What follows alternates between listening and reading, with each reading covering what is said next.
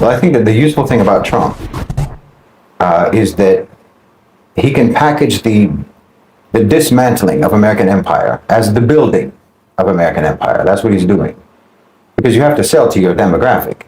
And Americans are not the most mature, the most realistic, the most responsible people in the world, the most well acquainted with history and so forth.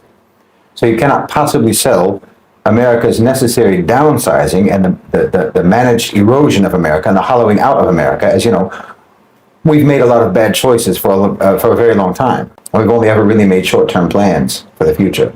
So it turns out that there's a lot of unavoidable, necessary changes that have to be made at your expense. You can't really sell that to the American public. You can't tell the American public that consequences are a thing. That demographic of political consumers simply cannot compute a message like that.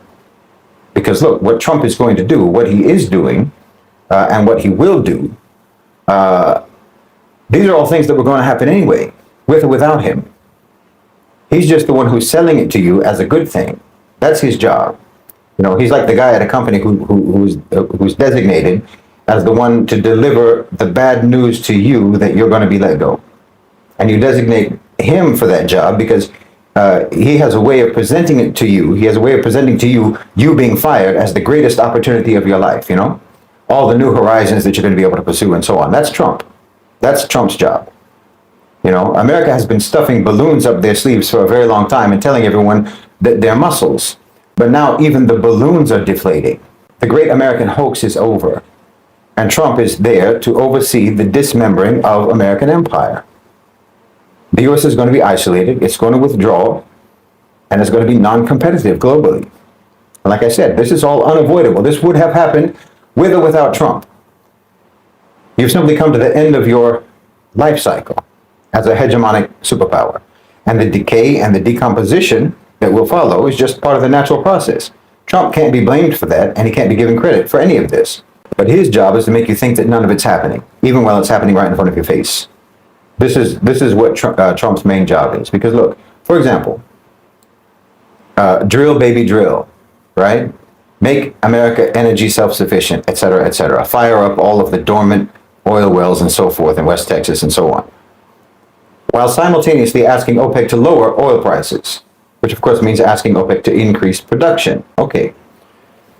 The way that goes is increase production by OPEC, and if they do it, by the US as well, okay, then the oil price drops, and cheap oil floods the market, out of sync with demand, driving the price down even further.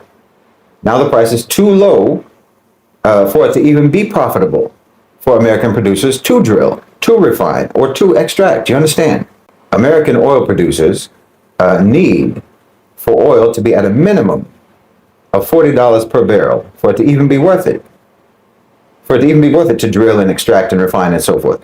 Meanwhile, OPEC can still make a profit at just $10 a barrel. So you understand, America cannot play the oil game with OPEC. OPEC has the capacity to ramp up oil production if they want to, anytime they want to. They can ramp up oil production, they can increase production to a level within just 90 days that America couldn't reach even in 5 years. In other words, OPEC can decimate the American oil and gas sector anytime they want. The only reason they don't do that is because they want to maintain price stability for their own benefit, for their own reasons. They would rather have oil at $70 a barrel or $100 a barrel rather than $10 a barrel. So they choose to allow America to stay in the game. And that's the only reason. But if you're going to ramp up oil production on your end, well, then you better hope that OPEC responds by cutting production on their end just to stabilize the price. Because if they don't, if they respond in kind and they do what you do, and they also ramp up oil production, and then they drive the price of oil down to their minimum profit level, well, that will nuke America's whole oil industry. Plants, drilling sites, refineries, all of that's going to shut down. Tens of thousands of jobs will just disappear overnight. And for every one job in the oil and gas sector, there's at least 2 or 3 jobs that are indirectly related to that. So you were looking at potentially hundreds of thousands of jobs lost by drill, baby, drill. Not to mention, when that happens, no one in the private sector is going to invest in the oil sector anymore. So you see, no more exports to Europe, no more exports anywhere, no more oil exports, energy exports. Meanwhile, you're going to abandon renewable energy, clean energy, and so on. The Green New Scam, as Trump says, he's very much against that. And at the same time, you have the UAE and you have Saudi Arabia investing hundreds of billions of dollars in the U.S. In energy-intensive businesses in the United States. I mean, Trump said it himself. If oil companies drill themselves out of business, I don't give a damn. That's what he said. So you see how the rhetoric, how the marketing actually sells the opposite of what the policy outcome is actually going to be. I don't think for a second that Trump doesn't know that. I think he knows that. No one who's putting these policies in place doesn't know what the outcomes will be. And that's why the policies are being pursued, because they want to achieve those outcomes, those very outcomes. But you can't sell that to the electorate. You can't tell the American people, we, your private sector overlords, are no longer tied to the success or the prosperity or the stability of the American economy. We have global interests, not national interests. And so we've decided to drive the U.S. into energy bankruptcy as quickly as possible. And maybe then we can sell all of America's oil and gas assets to Saudi Arabia or to China or what have you for pennies. You can't tell the American people that. So instead, you say, Trump says, we're going to drill, baby, drill. We're going to drill, better, stronger, faster than anyone. We're going to produce more oil than anyone else in the world, and so on and so on and so on. We're number one, and everyone cheers. Everyone applauds while the oxygen is being drained from the room. And let me tell you, that's exactly what's going on. The last time Trump was in office, Saudi Arabia and Russia collaborated to flood the global oil market during COVID-19, no less. And the U.S., under Trump, the U.S., the media, portrayed this as a price war between Saudi Arabia and Russia. But it was transparently done. It was transparently undertaken by Russia and Saudi Arabia, specifically to undermine the American oil sector, the American oil industry. It completely crashed the oil price, making oil production completely unviable for the U.S., for U.S. producers, okay? Trump had good relations with Russia. He had good relations with Saudi Arabia, still does. And I think it's fair to say that this was a three-way collaboration, not just between Russia and Saudi Arabia. Trump was involved. And now Trump already wants to do it again within his first week in office. I don't think OPEC is going to go along with it, to be honest. Not right now. Why should they? You said drill, baby, drill, so you go ahead and do that. You go ahead. You drill. But we are not going to initiate a crash in the oil price. We need the money right now. We have projects. So you have to take Trump seriously, but never at his word. Never take him literally. But do take him seriously, because he's a mascot for a faction of power that needs to be taken very seriously. The A-National OCGFC, owners and controllers of global financialized capital. They're essentially the real unipolar superpower of the world. And Trump is their hatchet man in America. Now, generally speaking, this is going to be very good for the Muslim world. Generally speaking, it's going to be good for the Muslim world and the global South more broadly. Yes, it is. But I know that things are going to get very hard for you in the U.S. Things are going to get very hard for you in the West overall. Now, most people around the world, in the global South, they'll react to that news the same way that someone would react to hearing about a serial killer getting shanked in prison. He had it coming. That's how most people feel, to be honest. But I know that most people in the West already have it hard. I know that most people in the West are actually already suffering. And I know what it's like to live in America. It's not easy. And I know that just because the consequences that you may suffer may be the result of your own actions, that doesn't make the consequences any easier to endure. I know it's going to be hard, especially when you're suffering the consequences of actions that were taken by your elites, not necessarily the actions of the common people. So I know this is hard to take, and it's going to be hard to take. Now, again, let me reiterate, this is not about Trump. This is not about Trump. The isolation, the degradation of America was going to happen anyway. It had to happen. This is just the necessary course of the logic of Western predatory capitalism. Just like Gorbachev wasn't really the one who destroyed the Soviet Union, he just oversaw the inevitable destruction, self-destruction of the Soviet Union because it had run its course. America has run its course. And when I say Western predatory capitalism, those adjectives are important because it's not even really about capitalism in and of itself. It really mostly has to do with the culture and the civilizational peculiarities of the West. They don't act like that because of capitalism. Their capitalism acts like this because of the way they are. You understand? And in fact, it's because of the way they are, that they even approach capitalism, trade, and so forth in business the way they do, their particular version of capitalism. And it's because of them, and because of the way they are, and because of their approach to capitalism, that the A-National OCGFC even are a thing. And it's also because of this that their own societies are now on the chopping block. It's because of the way they are. But that's a topic for another day. The point is, this is something that has to happen. It's something that has to happen. It's something that had to happen. It's something that will happen. And it's going to happen, no matter what. No matter whether it's Trump or anyone else. Anyone who says, for example, well, that's what you get for voting for Trump, or you should have voted for Harris. Well, I mean, you're so thoroughly indoctrinated and participating in the deception and the deflection of that system that you yourself are just as much a cause for the collapse of the United States as anyone else that you blame for it. You created a class of A-national elites, oligarchical elites, whose private profit interests are no longer connected to your own economy. You did that. They're not connected to any productive activity. They're not connected to any nationality. They're not connected to your standard of living, not to your stability, not to your safety, your prosperity, your success as a nation or anything. And that class of private sector powers became essentially a nation unto themselves, like I've said many times. A nation that transcends borders. It transcends national interests. They don't have any interests except their own interests. You created that, and you celebrated that, in fact. You still celebrate it, never realizing that they would inevitably sacrifice you for their own profit interests, the same way that they've sacrificed millions of people outside your country. You created this psychopathic class of predators.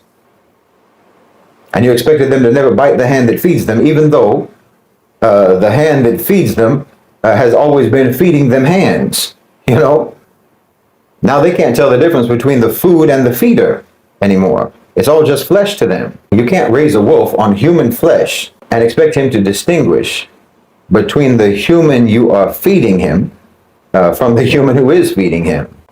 Eventually, he doesn't see you as his master or his owner anymore. He only sees you as food.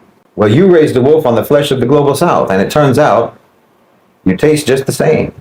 Yes, wolves don't care if it's dark meat or light meat. They'll chew you up either way. Look, for decades, the military-industrial complex, the MIC, in America, it was a towering giant in America, in the U.S. It was the driver of the economy. They shaped policies at home and abroad. But today, there's a decline in its dominance, and that's been coming for a while. It's no longer the sole engine of the American economy. It's no longer the most important engine of the economy, or the global economy. Now, this change wasn't due to any great moral awakening or some newfound sense of conscience. No, it's the result of systemic shifts within the American economy, popular fatigue over endless wars, corruption and fraud within the military-industrial complex, and, of course, the rise of the A-National OCGFC. The U.S. economy has diversified. I mean, decades ago, in the 50s, say, weapons and military technology was central for America's economic growth. But today, other industries, technology, finance, obviously healthcare and so on, it surpasses that. And of course, globalization shifted the focus from building tanks and jets to dominating digital platforms, international markets, and so on. Then came the end of the Cold War. The end of the Cold War was the big shift when the Soviet Union collapsed. Then the supposed existential threat that justified the immense military budgets and spending and so on, that disappeared. That threat disappeared. I mean, you tried to come up with new threats, terrorism, war on drugs, what have you, but none of these threats really could justify the scale of investment that was needed to keep the military-industrial complex, influential. And like I said, the public became tired of wars in the 2000s. Afghanistan, it drained the American public, emotionally, financially, politically, and people began to question the wisdom of pouring trillions and trillions of dollars into conflicts that only ever resulted in spreading chaos and destruction. Not to mention, you have rampant fraud and corruption in the military-industrial complex. You have overcharging, you have magically disappearing funds, that were handed over to defense contractors. They've misplaced enough money. The military-industrial complex, defense contractors, have misplaced enough money to house every homeless person in America and educate every child. They charge so much for one weapon that China could probably build a dozen for the same price. I mean, if the military-industrial complex has been the vehicle that carried the American economy, well, it sure isn't a fuel-efficient vehicle. It's a gas guzzler. And of course, you can barely get anyone anymore in America, young people, what have you, who are willing to put on a uniform and fight for this money laundering scam. That's all it is. That's all it is at this point. I mean, you want to send your sons and your daughters to go die in a foreign country for Raytheon? That's what they're doing. They're not fighting for democracy. They're fighting for General Dynamics. Well, nobody wants to do that. How are you going to convince anyone that they're fighting for democracy 6,000 miles away from their own crumbling neighborhood in New York, and their neighborhood is crumbling because all of their tax money is going to Lockheed Martin? You can't convince people to fight for that. You can't. So then, because your pool of soldiers is shrinking, then you have to start changing your approach to killing and carnage. You have to start changing your means of destruction, because you can't really do traditional warfare anymore. You had to develop new technologies, which means that the demand for conventional weapon systems, which the military-industrial complex was based upon, that's given way to focus on drones and cyber capabilities and artificial intelligence and so on and so on and so on. So the MIC hasn't disappeared, but its form and its scale has changed. And part of that, too, is because America started moving manufacturing overseas, globalization and so on. And in order for the military-industrial complex to really maintain its importance, well, domestic manufacturing was key. Domestic manufacturing was key. But pretty soon, more and more companies were keeping their toothbrushes and their shampoo in somebody else's house. And you know what that means. America went from being the wife of corporations to being the side chick. See, again, because you had to change how you go about killing people, rather than learning how to get along with people, you had to come up with new technology. And that new technology depends upon electronics, which means rare earths. But we're talking about private corporations, talking about profit-driven corporations. So all they care about is money. All they care about is low-cost acquisition. And China flooded the market with cheap rare earths, which caused the market price to plummet. And that put rare earths mines out of business. You see how that works? Just like I was talking about with oil. So now China controls about 80% of the world's rare earths market and 90% of the processing. Think about that. The American military is completely dependent upon Chinese rare earths. You talk about confronting China, but they can shut you down in 3 seconds if they want to. So this is what I mean. You literally created this situation for yourselves, and it has nothing to do but play out now. It's inevitable course. It has to just play out. You gave private enterprise absolute autonomy, absolute supremacy, and that included sectors within the military-industrial complex. Your MIC-driven ideological obsession with the Soviets led you to engage with China. And then China opened up. And then you very quickly became dependent upon them. And they have surpassed you to a stunning degree in manufacturing and in technology. And now you can't even make a drone without China. You can't even make a drone. And you need drones because you don't have soldiers. You see? You've been doing nothing for decades now but cultivate your own demise. It's really quite poetic in a way. And in this whole process, like I said, your rich, your companies, your elites are increasingly untethered from your national interests. And now they're floating above the stratosphere, the stratosphere of global financialized capital, and they're looking down and they see America as just another landmass, just another population to be pillaged. And so, as the MIC recedes, other factions have risen in prominence. At the forefront, of course, is big tech, which emerged from the military-industrial complex, companies like Apple, Google, Amazon, and so on. These aren't just businesses anymore. Those are oligarchical political powers. They dominate global markets. They shape cultures.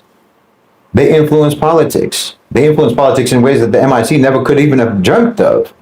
I mean, they control the flow of information. They control communication. They're gatekeepers of knowledge and power now. They're massive. And then there's, of course, financialization. This is very important. The financial sector not only shapes economic policy, but it exerts immense political influence as well. I mean, the 2008 financial crisis showed us that Wall Street's too big to fail. And since 2008, their grip has only expanded and tightened. I mean, even those tech giants, Google, Apple, and so on, a huge amount of their wealth is actually due to financialization, not sales, not ad revenues. It's through financialization. So basically fake money. Then, of course, there's the healthcare and the pharmaceutical sectors. Big pharma is massive and obviously incredibly influential politically, as we all saw during COVID. Okay, these are all a-national, along with things like construction and mining and so on. subcategories. And they're all corralled together. All of these diverse business interests, they're all corralled together in asset management firms like BlackRock and State Street and Vanguard. Those three companies constitute what you could call universal owners. They don't operate according to any one country's interests. They don't operate according to any one company's interests. They operate according to the combined interests of international economic sectors.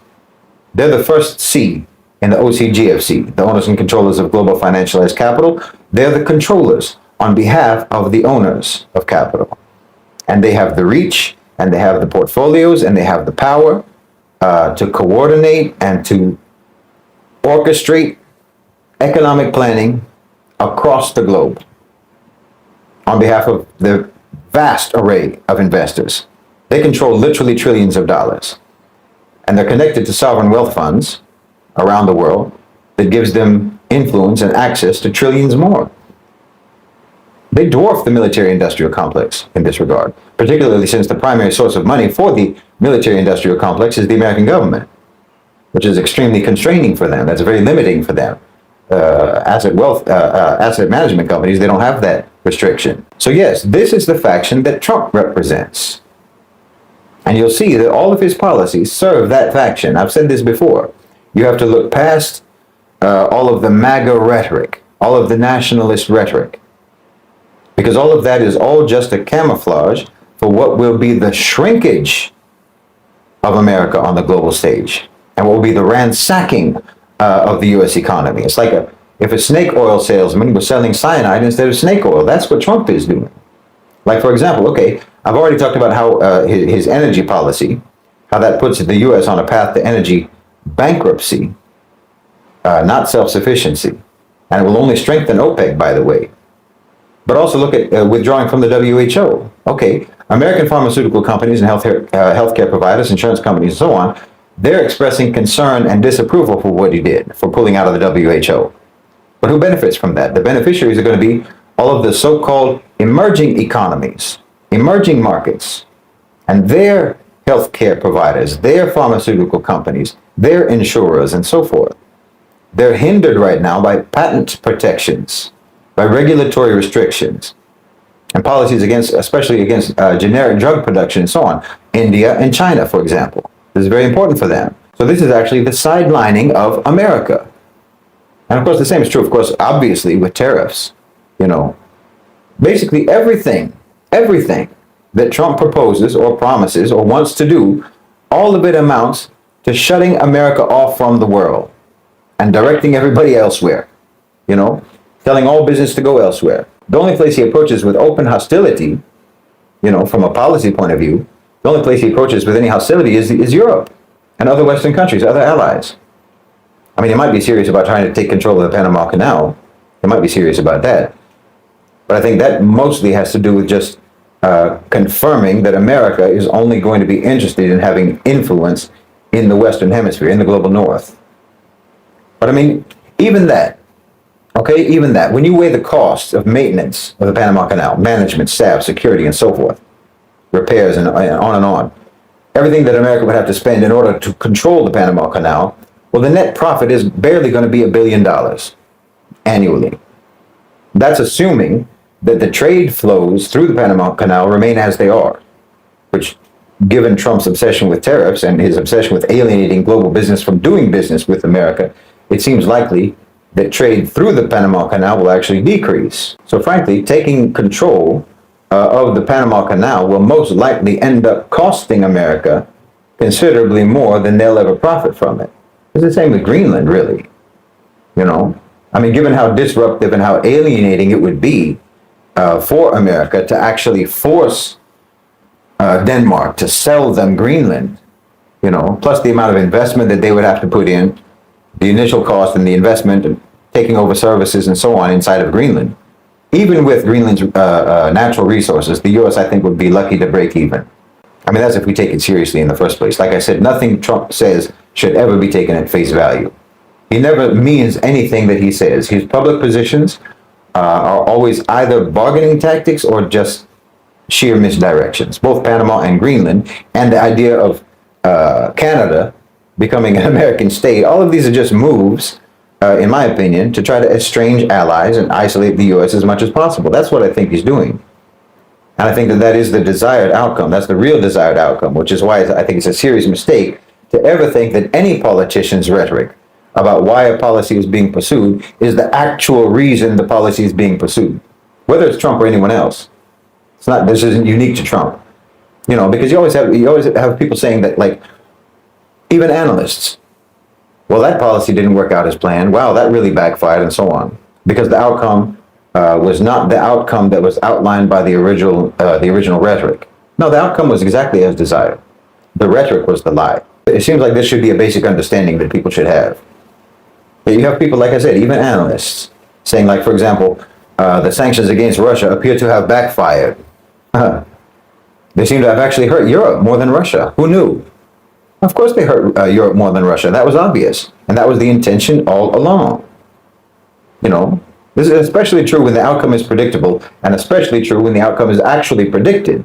When you have a predictable and predicted outcome, when that occurs, you should obviously deduce that that was the goal from the outstart.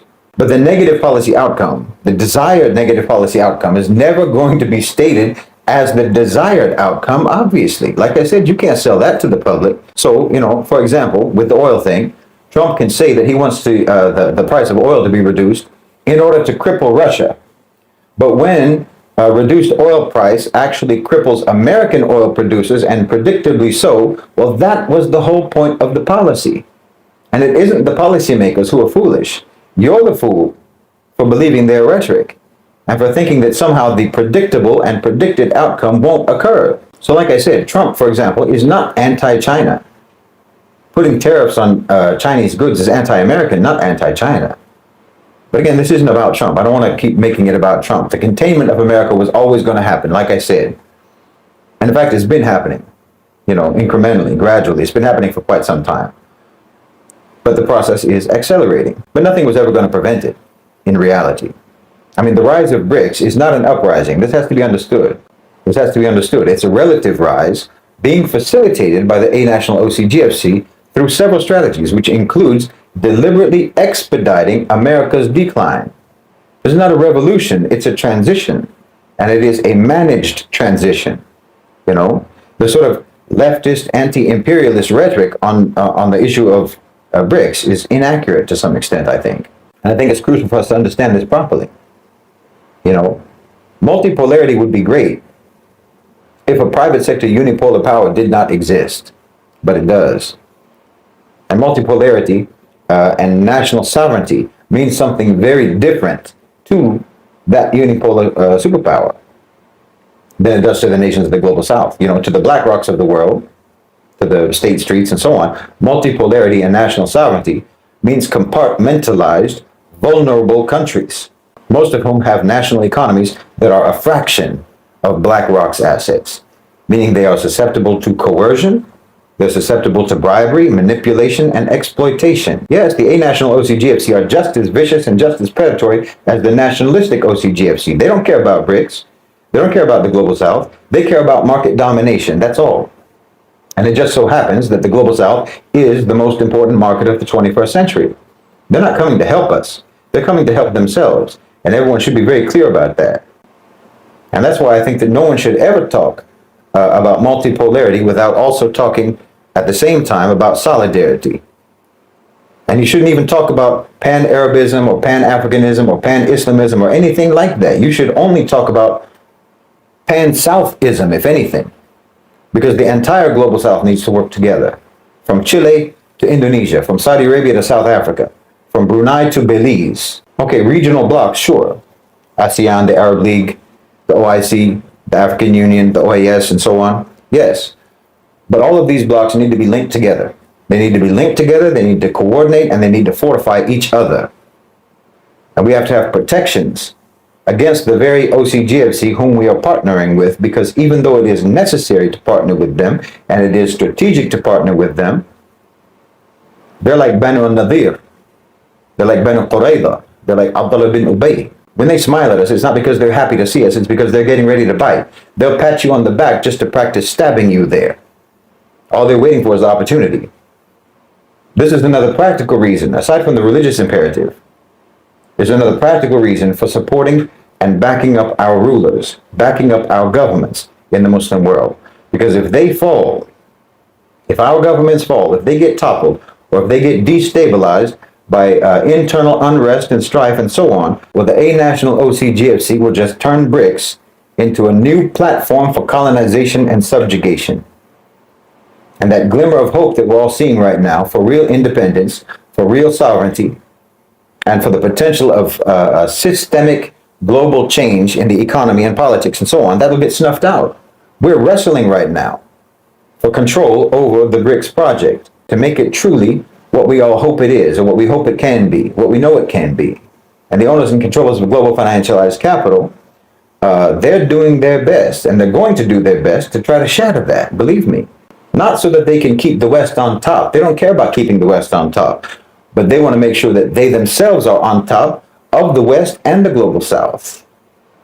This again is why I keep emphasizing the importance, the grave importance of solidarity between the rank and file, average, struggling people in the West, the struggling people of America, the so-called minorities in America, the members of the global majority who live in America. The need for solidarity between them and the people of the global South, between them and the people of the Muslim world, because we've been colonized, and you're going to be colonized. And our struggle against colonization isn't over here. It's not over. It's just in a new phase. You know, we've made it across the battlefield, but now we're making our way through a minefield.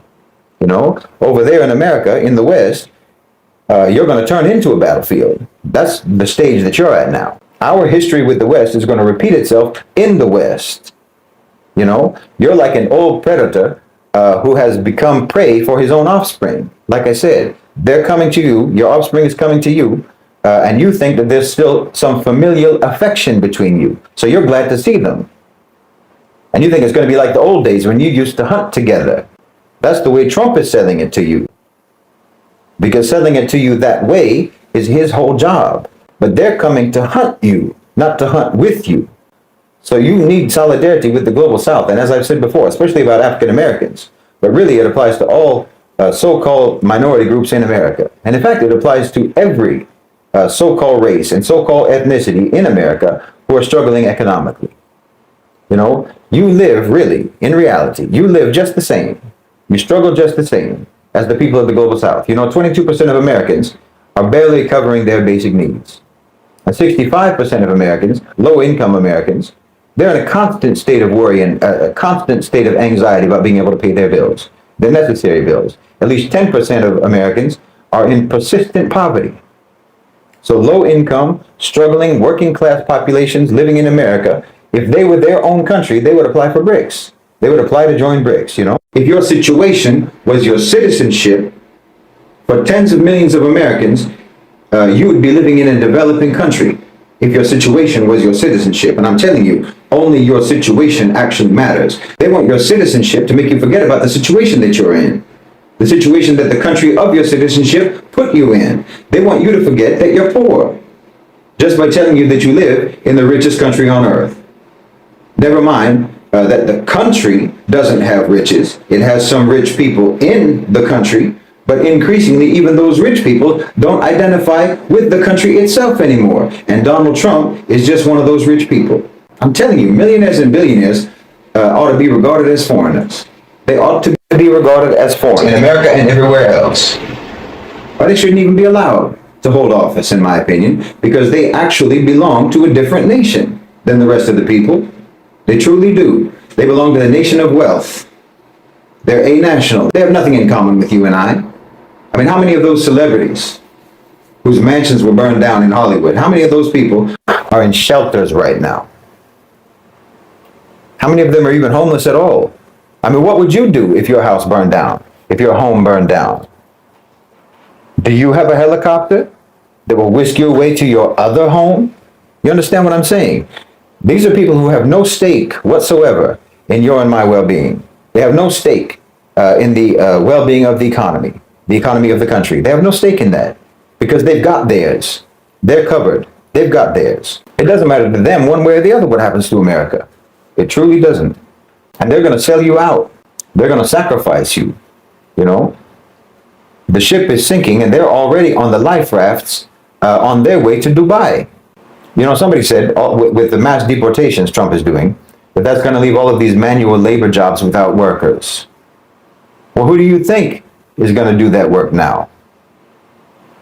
Who do you think is going to have to do all of those jobs that migrant workers have been doing for next to nothing? It's you. It's you. That's the new gig economy. Picking fruit, washing dishes, cleaning hotel rooms, day labor, landscaping. Oh, did you think that they were telling you that you don't need college or that college is pointless because of neo-Marxist postmodernism and critical race theory? Is that what you thought? Turns out it was because they didn't want you to be overqualified to pick oranges. They didn't want you to think that you were too good to work at a warehouse. They didn't want you to assume that you could make a livable income on just one job instead of two or three. See, the people on the upper decks of the ship, they know that the ship is sinking long before the people in the steerage. And they have first access to those lifeboats. So the elites have known for quite some time that America is going under. And they've already made their plans. They've already made their arrangements. And they made very different arrangements for you. You've been slotted to go down with the ship. That's in America and it's in Europe as well. And some of you have actually allowed yourselves to believe, you know, when you see the people rowing away in the life rafts, you believe when they tell you that you'll be safer, you'll be safe from the flood, you'll be safe from drowning if you stay in the belly of that ship. I told you, you'll have to always read them backwards. Always play them in reverse. You have to play them in reverse. And then you'll know what they're really saying. Here, we'll practice. Make America great again. Hi guys, welcome back to my channel. My name is Furaha. If you're new here, if you have never bumped into my channel before, if you have never watched my videos before, my name is Furaha. I'm so delighted, so happy to have you on my channel this day. Good morning, good afternoon, good evening from wherever you're watching me from. I'm so happy to have you over here for this video, and thank you so much, especially for watching the video to this point. I know it has taken your time, it has taken your effort and patience for you to get here. Thank you so much. I don't take that for granted. Guys, I hope that you have been keeping safe from wherever you're watching me from, and I hope that you have enjoyed watching this video that I have made for you and learned quite a bit from it. Shahid Bolton is one of those people that you cannot fail to learn something from. Every time you watch his video, anytime you interact with him on a personal level, on maybe internet terms, you get to learn a few things from him because he's really that deep of a person. And he's one white person that has made it possible for Black people to believe again, to believe that there can be humanity in white people, that there can be, good treatment to Black people from white people. And that is a sad reality because, for a very long time, Black people have not been cultured to think or to imagine that Black people can get favor in the eyes of white people. Now, that has been going on for ages. We're talking about history that has defined who white people are. We're talking about a history where white people have always been, on the darker side of things. They have always been taking active roles in making sure that Black people live a horrible life. They have always been doing things that are, unfathomable for you as a human being. You listen to these things where people are telling you, in history, white people used to eat Black people. They used to give Black babies to their alligators as food. Yeah, you sit with that and you're unable to think straight about it because are we talking about humans? That you possibly can do this to a fellow human being? And sad enough, that is the reality of Black people. And white people have done that for over ages and ages. And it's sad to even think that there are other things that they have done that maybe has not surfaced yet. I would not be surprised if there are other things that would come up and we realize that white people really in the past did this to Black people. And let's not talk about it as if it's history, really, because these are things that are still happening. Black people are still, being mistreated around the world by white people. And it might not be in the same ways that they used to treat black people in the past, where they could eat them, misuse them, use them for cheap labor and stuff like that. Cheap labor, I think they're still doing that. Um, Taking full advantage of black people, I think that they're still doing. And I know for a fact that they cannot be quiet, they cannot be changed, it cannot be that they are now different. They're doing these things, some of which black people know, some of which black people have zero idea about, but they will come to realize, because under the sun you cannot hide so much. You can hide for too long, but you cannot hide forever. So these things will come out, and it will not be a shock, because they have done darker things in the past, and now they will just keep doing what they have to do, because that is who they are. Deep inside their hearts, white people have a lot of darkness that is inborn, inbuilt. They have embraced it so much that it has become part of their identity, and so much so that a black person does not exactly um, understand help, understand favor, understand kindness when it comes from a white person. They have done a lot of ills to black people, atrocities that have made black people to always expect the worst from white people. Now, when we're talking about white people, we're not talking about all white people. There are white people that have made a decision, a deliberate decision, to be nice to black people. They have decided to understand the world for what it is.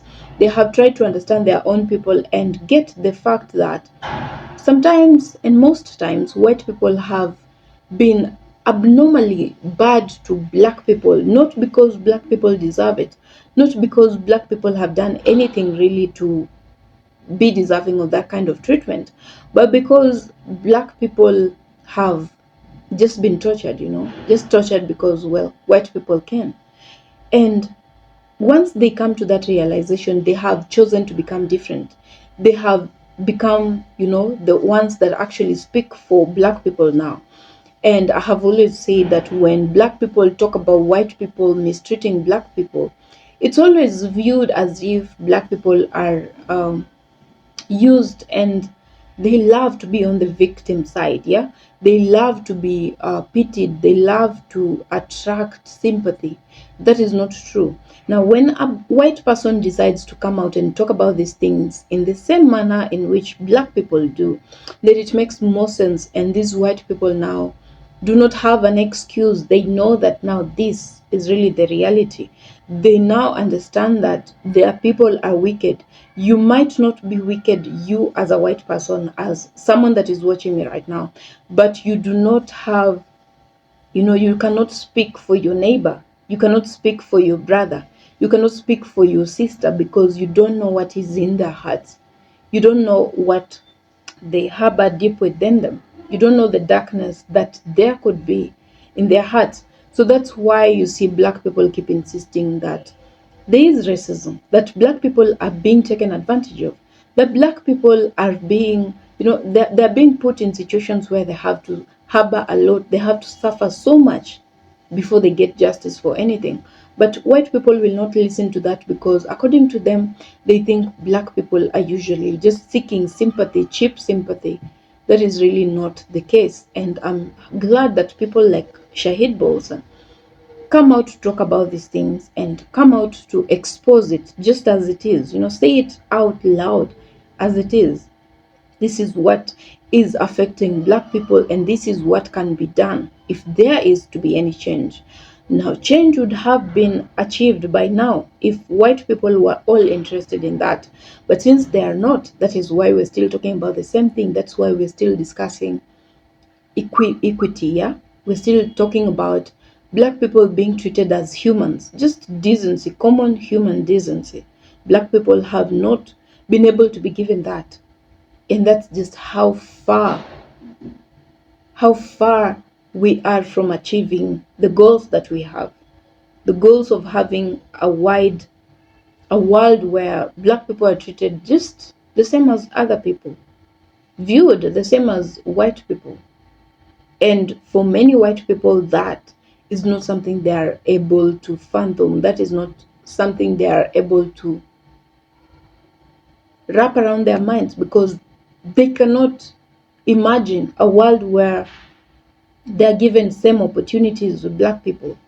Some of them fear because they know that whiteness has always been their reason. For some, they are afraid because they know black people, when given the same opportunities, same circumstances, same conditions, a level field, they're going to win, they're going to outshine white people. That is not a reality they are comfortable with. That is not something they want to witness. That is not the history they want to write in their books. Yeah? So they will do anything to make sure that they put down black people. They will do anything as long as it promises to make black people disadvantaged. That is comfortable for them. Now, you have listened to Shahid Bolson and what he has to say about white people, President Trump, the things that are happening to black people. And I know that you have your ideas, views. Let me know what you think about that in the comment section below. If you have not subscribed to my channel, please, I'm requesting that you do that as soon as right now before you forget.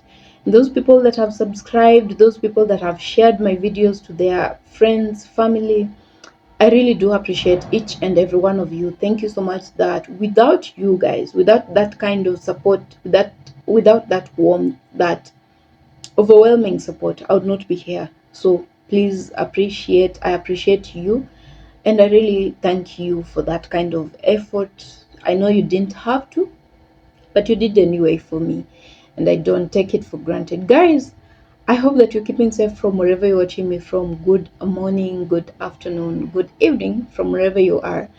I don't know what time this video is getting you, so yeah, I hope that you're keeping safe, you're having a beautiful day around, you're loving yourself a little bit more, being a bit kinder to yourself a lot more.